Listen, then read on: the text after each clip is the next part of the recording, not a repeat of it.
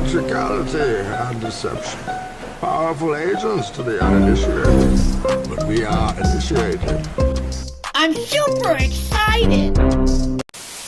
Bombshell news as Leonardo Dicaprio essentially testified against Hollywood in what is the biggest social and political corruption case that we have ever seen. It's going on right now. Now, DiCaprio dropped bombshell after bombshell, too, talking about hundreds of millions of dollars that ended up in Hollywood's hands and how the star power that bought was ultimately used to pump money into the political system. Tens of millions of dollars, by the way. All of it very illegal. And make no mistake, Leonardo DiCaprio's testimony here has real consequences, as in may put Praz from the Fugees, one of their founding members, in federal prison for decades from what he's saying. Now, you and I, we are going to talk about some of those bombshells that Leonardo DiCaprio dropped in the courtroom today. And this, it really is Hollywood on trial. You have people like Kim Kardashian named in this. I mean, she walked away with millions, including $250,000 in a trash bag, a white Lamborghini, and more. Kanye West, he got Kate as well. You also had Jamie Foxx. Usher was named. I mean, the names go on and on and on. I mean, it is crazy times, huh? Crazy times indeed. All right, so hey there to all you fine folks on this fine day, by the way. I hope you are doing excellently. So Leonardo DiCaprio enters a federal courtroom April 3rd, 2023, and starts dropping bombshell after bombshell for about an hour. Now, Leonardo DiCaprio is testifying against Praz, one of the founding members of the Fugees. Like I said, he may go away for decades because of this. He is probably going to face jail time for sure. And the reason, in my opinion, that Leonardo DiCaprio is testifying for the government is because he didn't want to face charges as well. I mean, the FBI, they pulled him in back in 2018 because of all of this. It wasn't just the FBI talking to him either. You had the IRS, the Assistant U.S. Attorney for the Central District of California, plus trial attorneys for the DOJ for money laundering and asset recovery sections. Now, Leonardo DiCaprio testifies basically about everything the FBI, they grilled him on. He has also apparently testified about this stuff to a grand jury. We don't get to see that testimony, but he testified as part of that as well. But what he's talking about here is his introduction into this, how he gets involved with the players and this fiasco in the first place, because this is a case involving $4.5 billion. That's right. Billion with a B dollars that ends up putting a prime minister in Malaysia behind bars, ends up putting Goldman Sachs players. They end up having one of them put behind bars, plus several other social and political players. So DiCaprio says, at the first time, when I get involved, I meet a guy named Lo. Now, Lo ends up being a Chinese quote-unquote dissident, aka a Chinese spy. That's what you're going to find out. But DiCaprio meets him back in 2010 at a birthday party in Las Vegas. DiCaprio says at that time he didn't know a lot about this person and thought that they were quote-unquote sort of a prodigy in the business world and ultra successful. That's where Praz comes in too,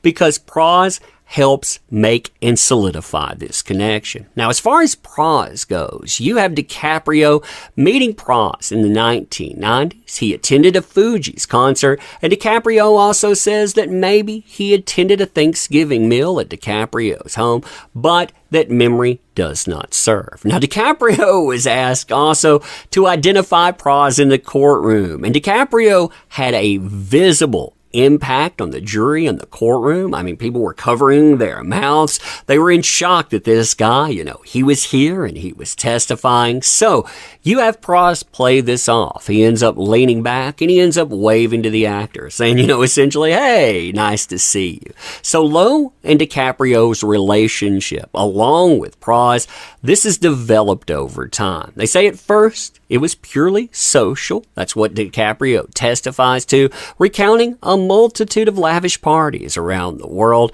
several of which Praz also allegedly attended. In one instance, DiCaprio said that Lowe flew several celebrities to Australia from New Year's Eve, then flew them back to Las Vegas in time to celebrate for the New Year's again. He was asked by the defense attorney, "Did you make it back in time to celebrate?" To which DiCaprio responds, "Yeah, it depends on how you look at it." To which the courtroom laughs. And that can actually be a good thing depending on how things play out, because a laughing courtroom is not a hanging courtroom, although there's some real problems for pros in this. For example, there's the discussion about political corruption, and this one is a big one. Why? Well, about 2012, so about 2 years into the relationship between Lowe and DiCaprio, DiCaprio has a conversation about the ongoing presidential election. Quote, this is from DiCaprio. "It was a casual conversation about what party he was in support of. I told him what party I was in support of,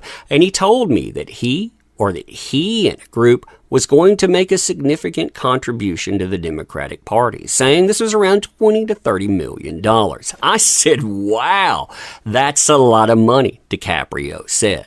Now, prosecutors are saying that Lowe and pros, they were making connections in the political realm using Hollywood stardom, including Leonardo Dicaprio, to make donations through a series of straw donors. So, that is very, very illegal.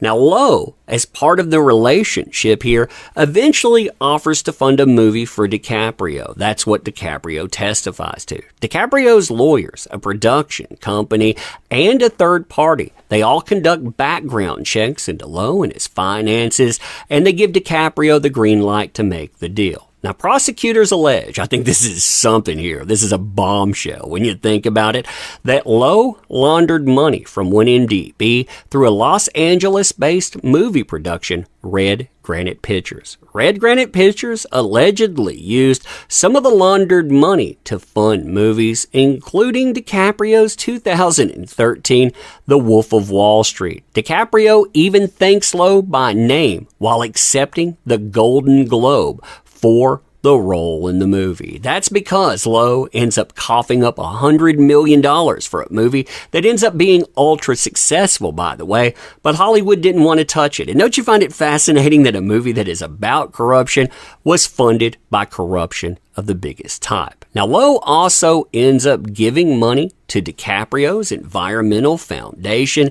You have him meeting up with a prime minister. In fact, through part of this, he ends up meeting that prime minister 2 times.